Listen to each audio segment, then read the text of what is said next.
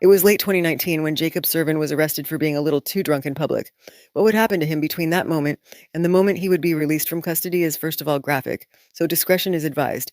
And second of all, to think that something like what happened to the then 29-year-old from Stockton, California, still happens in the United States is terrifying. In a nation that's so advanced in so many other ways, we should also be able to trust the system and to walk around feeling confident in that the people who are there to protect us are going to be there to protect us.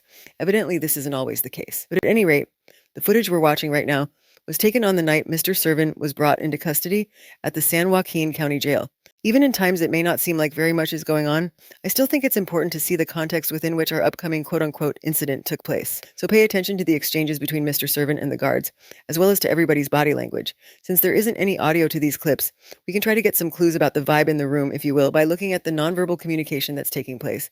I'm not a body language expert, but Servin's demeanor to me doesn't seem combative or non-compliant. In fact, he appears to be doing all that's instructed of him, without putting up much of a fight, if any at all. I wanted to point out the positioning between Servin and the deputy guard at this point in the video, right about here. To me, Servin appears to be standing in a position of vulnerability. I get that he doesn't have a choice. He's cuffed, and he's doing as he's told. But if Servin was feeling any form of tension, or frustration, or anger, that would be revealed somewhere in his body language. For example, his muscles might appear more tense, or he might be looking a bit guarded. He might be more fidgety, or turning his head to check on the guard's status every now and then. But regardless if it's because of the booze or not, Servin at this point doesn't appear to be showing signs of much discomfort at all. At times his posturing almost seems playful and possibly even cocky. That is hard to pinpoint. But what I'm pretty sure I'm not picking up on is anything that might be telling me that this man isn't comfortable. On the contrary, he appears to me to be quite at ease, in spite of the fact he's been arrested and he's probably realized that he's going to be spending the rest of his night in a cold and uncomfortable cell. So the whole reason I even drew any attention to any of that at all is for the fact that there will, not surprisingly, be an altercation that's going to happen a few moments from now. I'm going to just refer to that as the incident. And without giving anything away, let me just say that after the incident is over, I think just about everybody is going to be scraping around for an answer as to why. The next shot shows a different camera angle.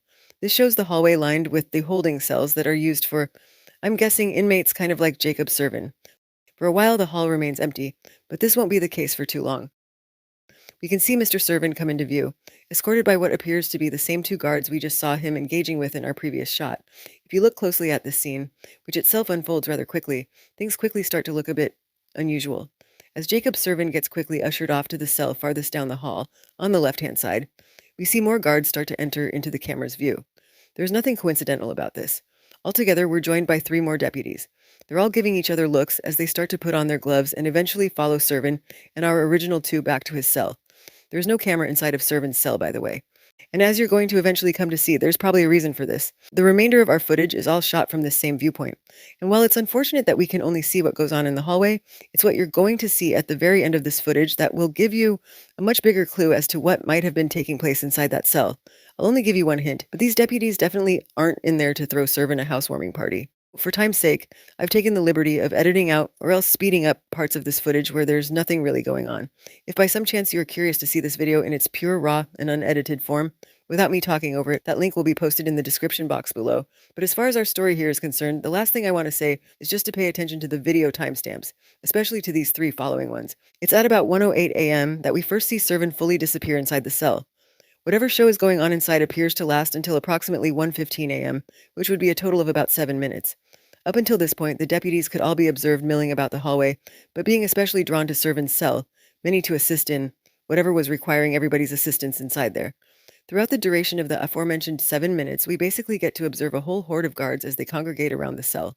Mainly, some stand out in the hallway, eyes watching what is unfolding inside, while many of them can be seen taking turns going in and out of Servin's cell. At several points, we observe a couple of stragglers sort of hanging out in the area closer to the front. Whatever they're each respectively doing, I think we can all agree that their level of curiosity, with regard to Servin's case, seems to be unusually high. For now, it's at 1:15 that we see all deputies finally exit Servin's cell and finally close and lock the door behind them, leaving Servin alone for the first time since he set foot onto San Joaquin County Jail grounds. The third and final time I'd wanted to draw your attention to, it's going to be at just about 2:23 a.m. that we get to see Mr. Servin again, after guards go to retrieve him and escort him out into the hallway yet again. I won't say anything about this part just yet. I want to let everyone simply watch it for yourself. As always, keep an eye on Mr. Servin. I know it's a small and gritty picture that's clearly not the best quality, but see if you don't notice anything different about Mr. Servin as he exits and is escorted back down the hall. So let's have that play out for now, and we'll talk about this in just a few moments.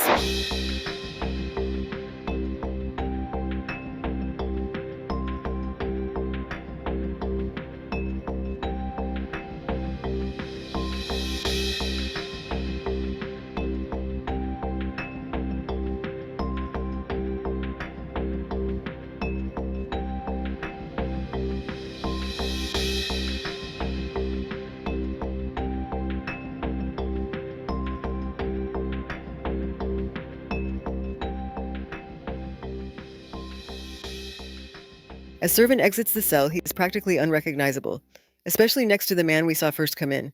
It's not the clearest of pictures, as I'd previously mentioned, but if you're at all in doubt as to what you just saw, well, let's watch it again once more. Here's where Servin exits. This is him. What becomes immediately noticeable is that he seems to be experiencing difficulty walking. This is in very sharp contrast next to the animated and coordinated individual we observed entering the jail just a short while ago. As Servin struggles to balance as he continues to amble down the length of the hallway, and his figure appears larger as he gets closer to the camera, we begin to see more detail, and it is shocking. Seeing that the quality on the footage is so unclear, here's a better depiction of the aftermath of what we so far have only been referring to as the incident. And the photo is absolutely jaw-dropping. I'm sure it's no secret as to what caused Jacob to sustain these injuries, but the first question for me at least is why? We'll get into that in a second, although I'm not sure I'll be able to give you an answer that is satisfactory. It shouldn't be surprising to hear that there are two drastically different versions of events pertaining to what happened in those 7 minutes that are coincidentally not caught on camera. Isn't it enough that you ganged up to beat the shit out of a guy so badly that I'm quite frankly surprised he didn't die? But then on top of that, now, you have to deny responsibility. I don't know, but I just always imagined that if I was that big a piece of shit, if I had it in me to do this to a person and then just walk around casually after that as if nothing even happened, if I had it in me or just knowingly cause harm to any living thing that I knew perfectly well was weaker than me and had no means of defending themselves. If that was me as a person, I honestly think that at that point, upon having that realization that I am such an utterly cowardly and worthless representation of a so-called member of the human race, why even go on? What would the point even be? But I digress. Bullies' brains are probably wired in a more primitive way anyhow.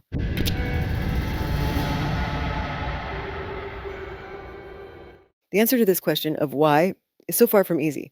But let's start by looking at Servin's explanation of things, or rather Servin's side of the story. In one interview I read, I do recall Servin stating he believed the beating was racially motivated, at least in part, and that deputies, who had presumed him to be of Middle Eastern origin, took to using derogatory terms during the attack, repeatedly referring to him as a terrorist and things like that. For the record, not that it makes a difference, but Servin has stated that he is actually not of Middle Eastern descent. But then there was another explanation Servin gave, in an interview we can assume was probably given not very long after the incident, due to the fact that we can still see the damage that had been done to him, mainly in the eyes. And in this interview, well, let's just have a listen to what Servin has to say. Super aggressive, verbally, physically. They're just saying smart remarks, real smart remarks, not just to me. And all I said was, why are you guys, acting like this? Like, calm down. It's not that serious. These people aren't doing nothing to you.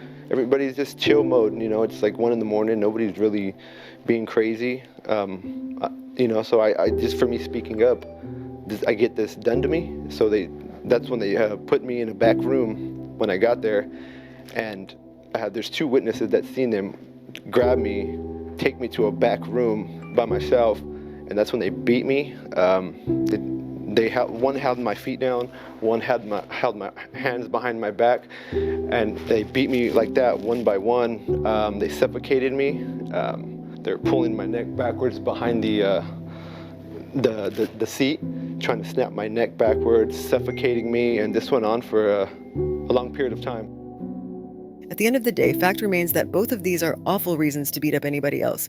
In fact, technically, there actually is no acceptable way the deputies' actions can be justified, but since they, meaning not only the accused deputies, but even the sheriff himself, go to the sickening effort of trying to justify their actions, let's go ahead and have a listen to their version of what went down. From what I understand, Mr. Servin began the booking process at our jail, where we started asking medical questions and things like that, and he became abusive and uncooperative at that time verbally.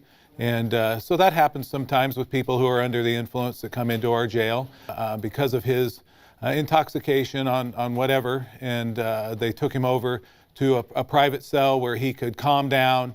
From what I understand, once they got into the cell, and he became combative at that time once they took one of the handcuffs off.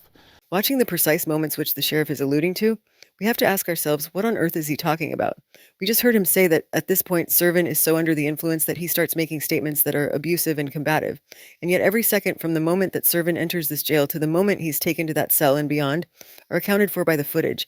And even though we have no audio, we can clearly see that the only time Servin even has any semblance of an interaction with anybody is at this point where he responds to something the guard asks him. He's evidently not instigating anything. So whatever was said between them wasn't provoked by Servin.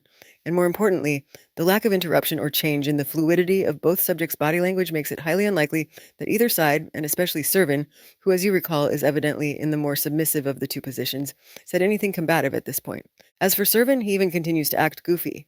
What that should tell us is that he's not likely anticipating anything like the brutality that's about to take place.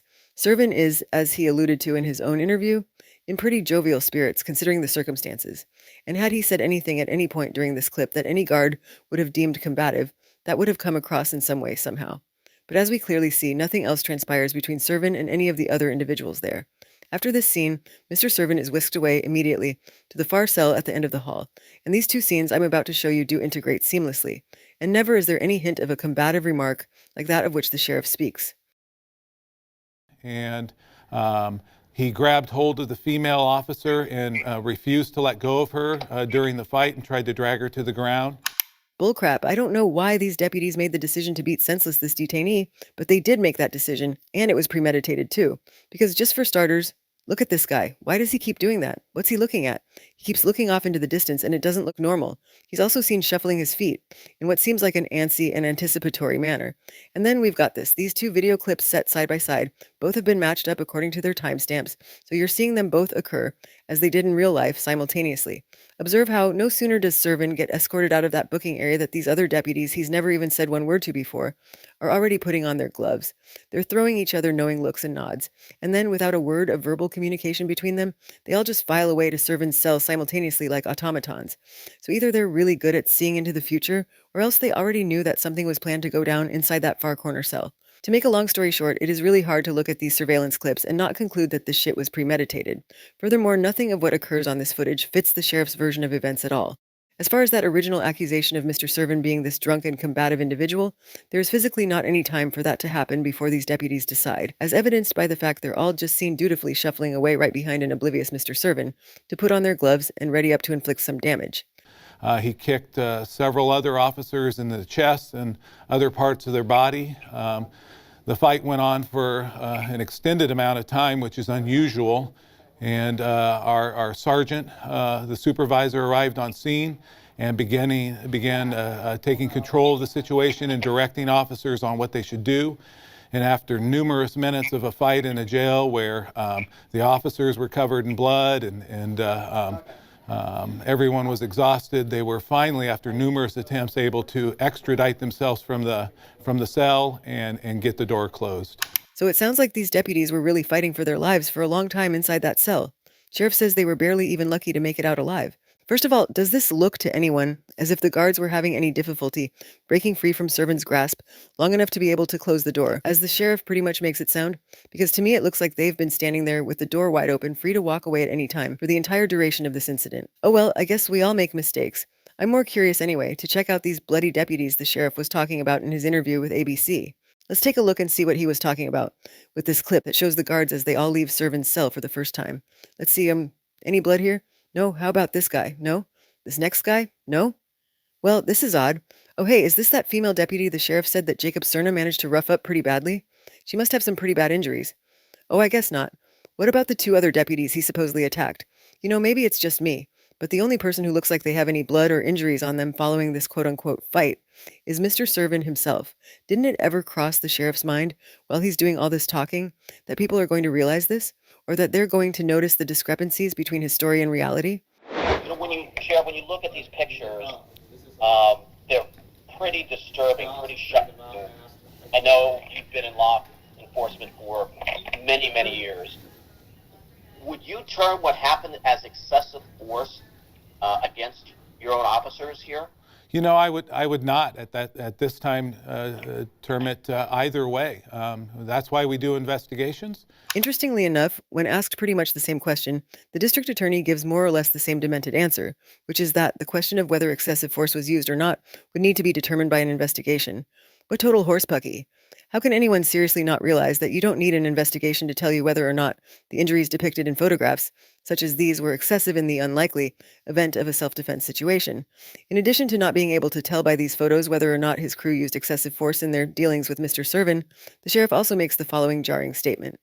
And you're right, I have been in law enforcement for over 30 years, and I have been in many of these fights. And, we are trained to react to aggressive behavior towards us, and we use that force only which is necessary to make sure that we stay safe, make sure the subject that we're fighting with, we produce as little damage as possible to that subject. So, Sheriff Withrow, you actually mean to tell us that the damage depicted here to this man's face could in any realm imaginable constitute the least amount of force that necessitated the goal of getting him stop being combative against your deputies?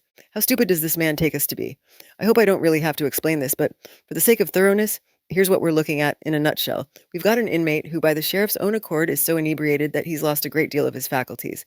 I assume this means he's less coordinated, less able to fight, if you will, to throw a punch and to inflict damage. And this same individual, who also has zero training that we're aware, unlike your deputies, who apparently, if they're like you, fight quite a bit on a not unoften basis, well, this individual is restrained, whereas your trained deputies are not. On top of that, this ends up being a roughly 7-against-1 brawl, give or take.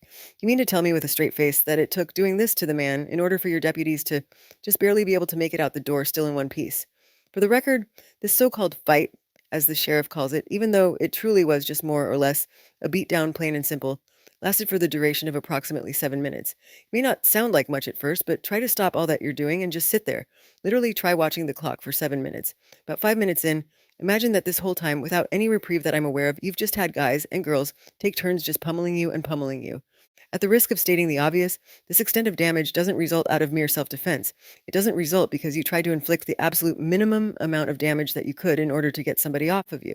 This results from deliberate, brutal force, and no investigation in the world could yield results under which it would make sense that these injuries were not the result of a prolonged attack that was very, very excessive. We're not stupid, Sheriff.